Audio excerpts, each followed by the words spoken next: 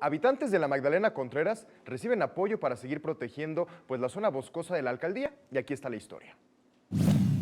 Comuneros y ejidatarios de San Bernabé Ocotepec, Alcaldía La Magdalena Contreras, reciben más de 33 millones de pesos de los 224 millones autorizados hasta el momento por el gobierno local para que sigan brindando protección al suelo de conservación en esa zona de la Ciudad de México, espacio que junto al de otras demarcaciones del sur representa la mitad del territorio capitalino. Así lo explicó la jefa de gobierno Claudia Sheinbaum.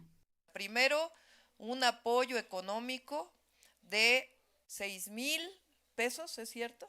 De 6,000 pesos mensuales para desarrollar actividades. ¿Qué actividades? Vigilancia, cuidado del bosque y apoyar en la reforestación.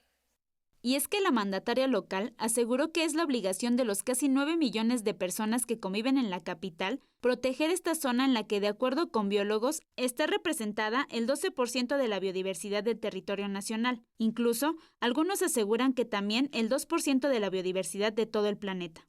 El programa para preservarlo se denomina Cuautlán, el cual se suma a la estrategia Centli que busca apoyar el desarrollo agropecuario de manera que los usos de suelo permanezcan como están y los campesinos no vendan sus parcelas. Y otra parte del programa, que son alrededor también como de 400 millones de pesos en todo el suelo de conservación, se dedica al apoyo para los productores agrícolas o productores agropecuarios. Ahí se busca también que sea un apoyo por parcela, también con extensionistas, de tal manera que haya apoyos de agrónomos, ingenieros agrónomos, biólogos que estén apoyando. La jefa de gobierno recordó que, a diferencia de la administración anterior, que destinó 200 millones de pesos, en esta administración se destinarán 1,000 millones de pesos para estas tareas, ya que dijo, gracias a esta zona de la ciudad tenemos agua, biodiversidad y el clima actual.